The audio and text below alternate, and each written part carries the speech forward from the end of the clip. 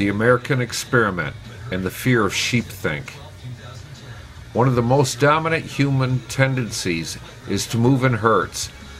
Christ acknowledged this fact when he referred to people metaphorically as sheep. They need good shepherds because they often come to incorrect conclusions on how to live, on how to act or where to go when they think more collectively. This is the problem with the herd rule, democracy, why America's founders were so afraid of democracy as a system of government, and why they instead gave us a constitutional republic. This is not to say that herds are irrelevant. Their welfare is central to any country's reason for existence. The question is whether that welfare is best secured by the collective actions of the herd, or whether another system can better secure their freedom and safety.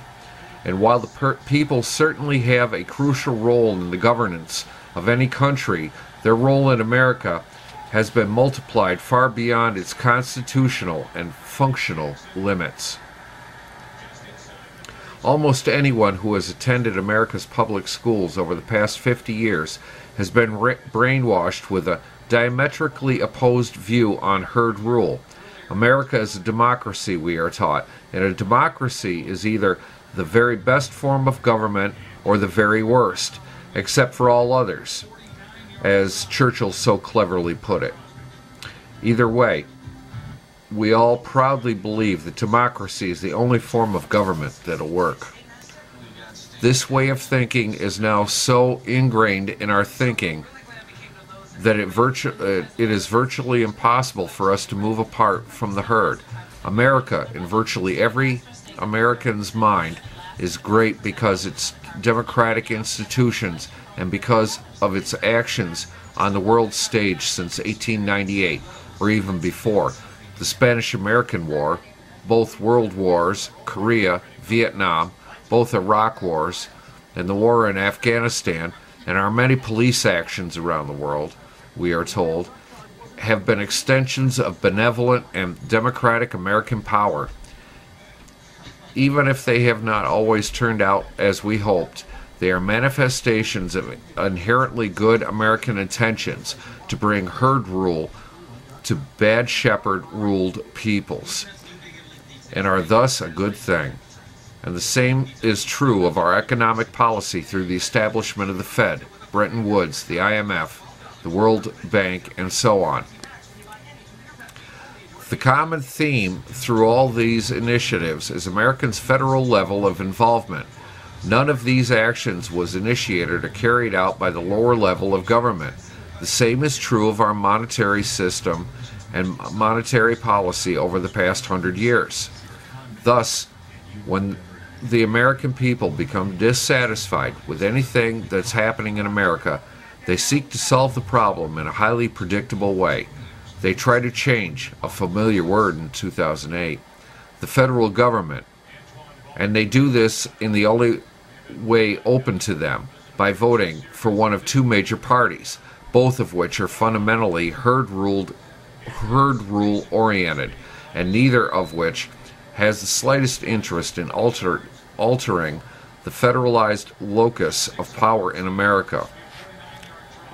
Editor's note, this is from the McIlvaney report still, and I'm just quoting it. This writer has long believed that America is a one-party state with two wings. Yep. Democrats and Republicans, controlled by the same liberal Eastern establishment, i.e., global socialists. George Wallace was right. Not a dime's worth of difference between the two parties. Americans have no choice, or only a narrowly restricted choice, as in Obama versus McCain, the establishment's two-handed pick socialist candidates. To criticize this centralized system is seen as fundamentally un-American, which is emphatically is not. It is certainly in peril, but not un-American. excuse me, certainly not un-imperial, but not un-American. The difference, which is incomprehensible to 98% of the public schooled Americans, has to do with the government-approved version of our national history. This history has been altered by people who stand to gain from herd rule and federal domination. Thus, only by recovering our true history do we have a chance of recovering liberty. Important in that process is understanding what America's founders understood about democracy. Herd rule is popular because it is completely deceptive. It gives the impression that individuals have a greater say in matters of governance that concern them, but that is not what happens. Instead of being subject to the decisions of the few informed governors, over whose opinions they admittedly may have very little sway, citizens become subject to the decisions of corporate governors, over whose opinions they certainly have very little sway, who have been elected by millions of ill-informed sheep. In reality, herd rule is a surreptitious route to the choosing of rulers on the basis of fear or greed. Herds by their nature do nothing but mill about when they are leaderless. But if a member of the herd is startled by a sound and begins to run, or starts moving to a better patch of grass, the herd will follow.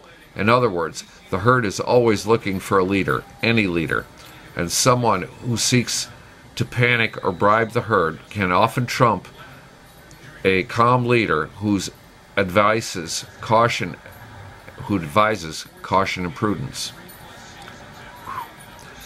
America's founders realized that a herd could not reliably select a competent leader and built into our Constitution many checks on herd activity. We were taught in school that the checks and balances within the American system of government consisted primarily of having three branches of government at the federal level: executive, legislative, and judicial. But this was only one of the checks that was provided for. The only one that has survived, though survived is perhaps too strong a word given the practical evisceration of Congress and the Supreme Court. States' rights as a restrainer of an all-powerful federal government. The most important check on the federal government was the individual states that gave it life. Recall that the Constitutional Convention in 1787 was authorized by the states, which provided delegates to it. Federal-state tension arose early because of the convention that was authorized only to make changes to the Articles of Confederation, yet came up with a new form of government and constitution. The new form of government was considerably stronger than the states had planned for it to be. If the Articles of Confederation were inadequate, the Constitution overbalanced things in the federal direction, as evidenced by our problems today. But many leaders within the states recognized this problem early and sought to tame the beast with the Bill of Rights, the 10th element of which stipulated that the powers not delegated to the United States by the Constitution, nor prohibited by it to the states, are reserved to the states respectively, or to the people.